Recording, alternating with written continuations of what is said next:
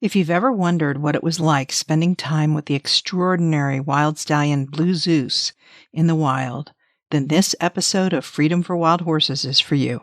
I'm your host, Carol Walker, and let's get started.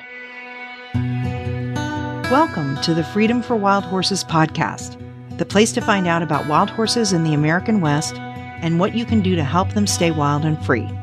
If you love wildlife, wild horses, and the freedom that they stand for, this show is for you.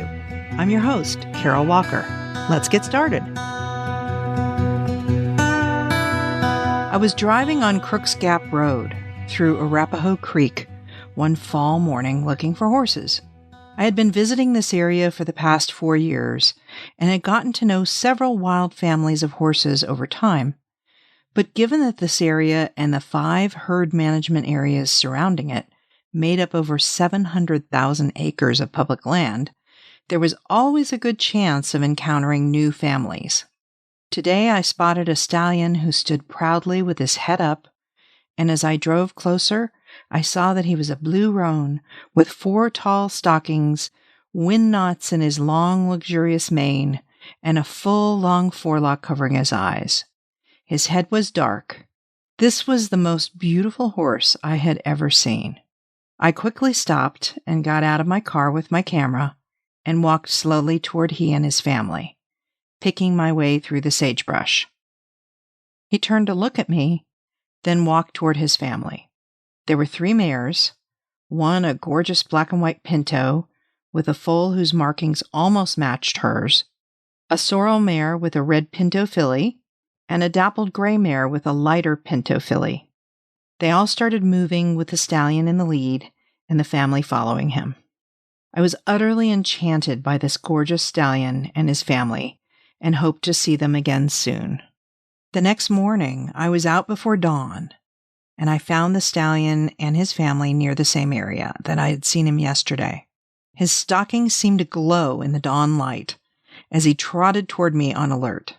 As he got closer, he slowed and relaxed, getting a good look at me. I notice on the left side of his neck, there's a huge scar with teeth marks that look as though another stallion tried to rip out his throat.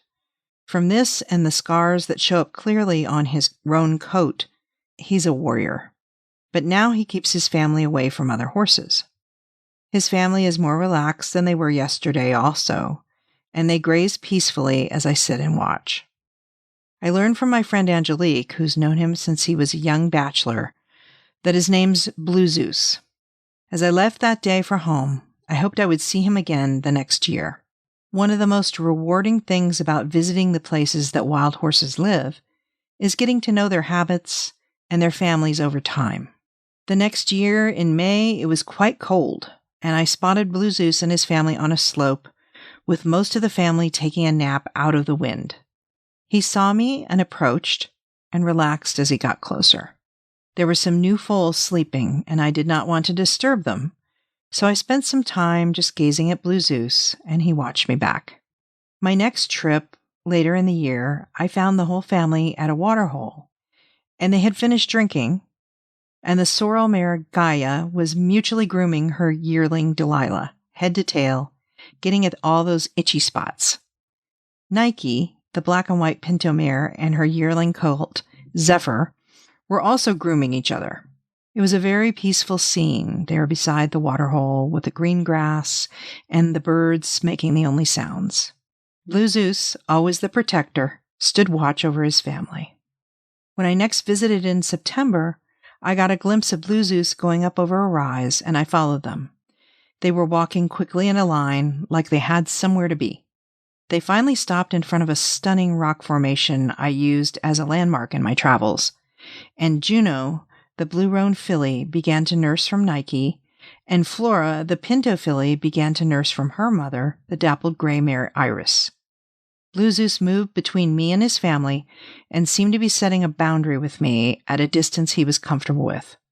Content to honor his wishes, I sat down and enjoyed the beauty of the horses and the land. The next morning when I saw them, they were on the move, and Blue Zeus pinned his ears at 2-year-old Zephyr, who clacked submissively, opening and closing his mouth. I think it will not be long before Blue Zeus kicks him out of the family. This is a natural part of the cycle of life for wild horses. The young colts, once they leave the family, can stay with other bachelor stallions, playing and practicing to be band stallions. The fillies join new families, and in time, the older stallions will lose their families to a younger, stronger rival. Freedom has a price, one I know that they will gladly pay. When I return to the desert the next year, it's with a feeling of dread, because the BLM has planned a roundup. In 2018, they stopped the roundup of the Red Desert Complex because they lacked room in the holding facilities. But now they were coming back, and since so many families I knew and loved were in Arapaho Creek, which is a herd area no longer managed for wild horses, they would be targeted for removal with no possibility of being released. I felt an urgency to spend as much time with these horses as I could before the fall roundup. I found Blue Zeus with 3 new foals. Nike had a tiny new black foal, Iris a small brown foal, and Gaia's red and white pinto foal was the oldest. Nike wanted nothing to do with humans, protectively leading her foal away, and the whole family followed. In August, when the foals were older, I spotted the whole family on a ridge, walking in a line in the early morning. I knew they were most likely going to water, but I did not know of any water holes in proximity. I drove ahead and glassed and finally spotted a water tank left there by ranchers to water their cattle. I guessed this is where they were headed and drove ahead and picked a spot to watch out of the way. The nursing mares are most in need of water, and I always enjoy watching horses come to water because it's a great opportunity to see them interact, and sometimes they run in, which is always exciting. On this day, everyone went on high alert when they got to the tank. There were other horses and antelope in the distance. Blue Zeus was so proud of his family, arching his neck and stepping high. The mares were hesitant, so Blue Zeus finally walked up and drank, and the mares and foals followed his lead. I was able to get a better look now at the foals. Iris's brown foal had roaned out, white hairs mixing with the brown, and I called him Castor. And Nike's black foal had roaned as well, sprinkles of white hairs making him look just like his dad, and I called him Pollux. Gaia's flashy red and white pinto colt was named Agir's Fire by my friend Angelique. In September, when I went back, I watched the family cross the road in front of me and head towards a depression out of the wind. Blue Zeus walked a little ahead of them and stopped a bit away from his family so he could watch them and nap in peace. But that was not to be. First, little Fire walked up, and Blue Zeus pinned his ears and Fire clacked submissively. Then Nike came up and he pinned his ears at her, half-heartedly. Finally, Iris came over and the whole family crowded around him, getting as close as possible, and I could almost hear him sighing. I was laughing, a grumpy Zeus who was so adorable. I took as many photos as possible of each of the family members because I had heard that the roundup was confirmed, and I wanted to be able to ID the horses, so if they could be found and hopefully reunited if they were captured. I had contacted the owner of a sanctuary who was willing to take Blue Zeus and his family, which was a tremendous relief, but I had a horrible feeling of dread about the roundup. The last time I saw Blue Zeus before he was rounded up, he was standing watch over his family as they grazed. He seemed more alert than usual, and I think it was because he could hear the helicopters in the distance. I knew that this was likely the last time I would see him in the wild, and tears were rolling down my cheeks as I told him, "I am so sorry this is happening. I will do everything I possibly can to make sure that you and your family are together in a safe place. I promise." He looked at me for a very long time. I don't know what he understood, but the message came from my heart. He turned and looked out over his home, and then his family. I plan to be at the roundup for 2 weeks. Witnessing a roundup is one of the hardest things that I do. Seeing horses I know and love running for their lives from a helicopter, going into traps, and being separated from their families is absolutely horrible. As it turns out, I did not see Blue Zeus and his family captured. The afternoon before, I got a call from my house sitter that 2 fires were approaching my home in Colorado, and I raced home in case I had to evacuate my dogs and Mustangs. But I heard from Angelique, who was there. Blue Zeus tried to turn from the trap, but he would not leave his family behind. Once the horses were captured, the hard work of finding them began. Luckily, the American Wild Horse Campaign had filed a Freedom of Information Act to get the horses that were captured in a list, and they let me have it. My friends Rachel, Angelique, and Meg and I pored over the lists, which included descriptions of each of the horses captured and the corresponding all-important tag numbers, which would allow us to identify the horses to the Bureau of Land Management. We were all pretty certain of Blue Zeus's tag number, but the mares were harder to identify. I started by calling the head of adoption, Vicky, at Canyon City, and asked her to put me on the list for the first adoption, and I filled out paperwork so that I could take 4 horses. I sent her possible tag numbers and photos of Blue Zeus and the mares, and she said she might be able to bring them to the first adoption, which would be off-site because of COVID. Then she stopped responding to my emails. I called and emailed repeatedly Steve Leonard, the head of Canyon City, Nada Wolf-Culver, the deputy director of the BLM, and even Deb Haaland, the Secretary of the Interior, and President Biden. Finally, the D.C. branch of the BLM confirmed that the horses were at Canyon City, and it became a waiting game. COVID had shut the facility down, so any adoption would be off-site. Finally, we got the list of the horses that would be at the first event in June. Older stallions.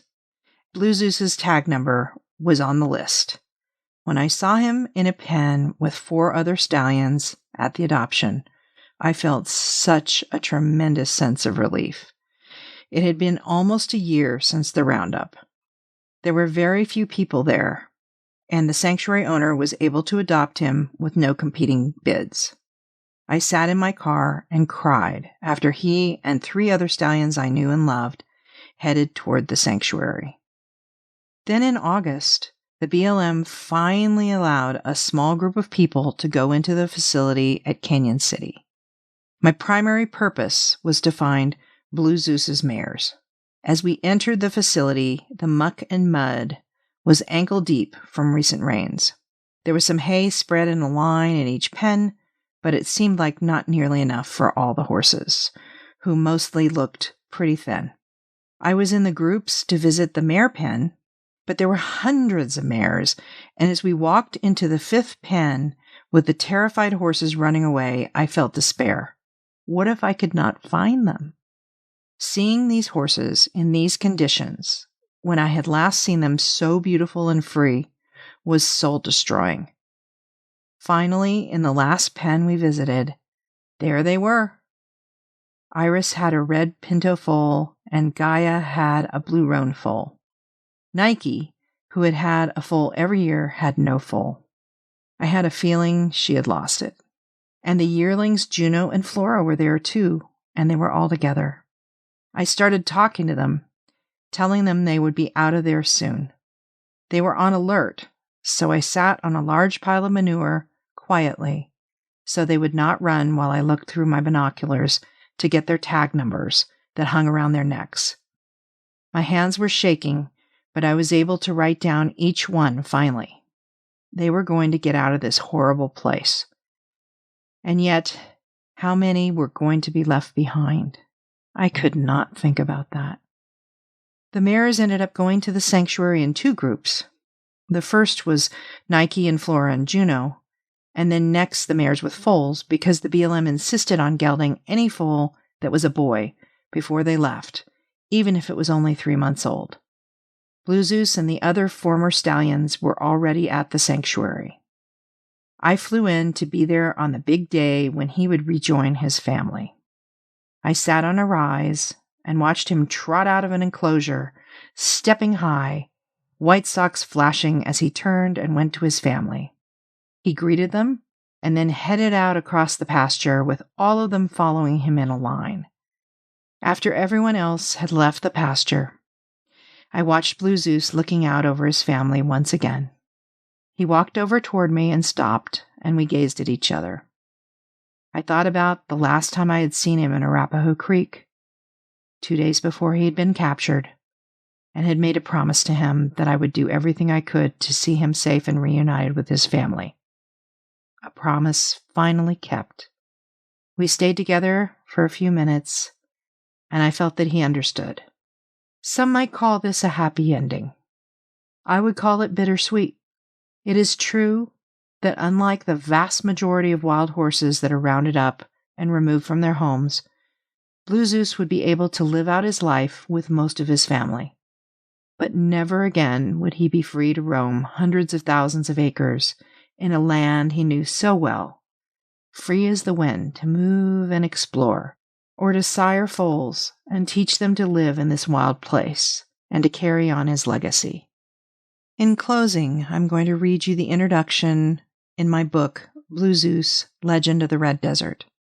The story of Blue Zeus is a story that represents all of America's wild horses.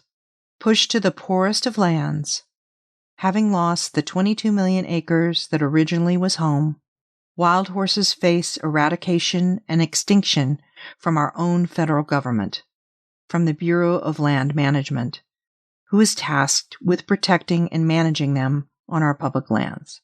Last year alone, over 18,000 wild horses were rounded up and removed from their families, homes, and freedom. And the BLM plans to remove over 20,000 wild horses in 2022. The roundup in the Red Desert Complex in 2020 started on October 10th, 2020, and ended on November 12th, 2020, with 1,970 horses captured, 10 deaths, 100 mares treated with birth control, and 197 horses released. This devastating roundup left families shattered, the desert almost empty of wild horses, and left me with an almost impossible task of finding horses that I knew and loved in the corrals at Rock Springs and Canyon City. Blue Zeus is an extraordinary horse, and he deserved to have been left wild and free to live out his life with his family in the Red Desert of Wyoming. But all our wild horses deserve the same. They deserve to be managed in their homes with the least invasive and most researched methods available. We must speak out for them and create change to protect them. They are valuable in and of themselves and should not be a pawn for powerful political interests. Their wildness is a huge contribution to the soul of our nation and to those they touch with their wild spirits, their beauty, and their freedom. Thank you for listening to this episode of Freedom for Wild Horses. You can purchase a copy of my coffee table book, Blue Zeus, Legend of the Red Desert, at www.wildhoofbeats.com. Thank you for listening to this episode of Freedom for Wild Horses. If you want to learn more, follow me at www.wildhoofbeats.com for more information and for ways to help America's wild horses. See you next time.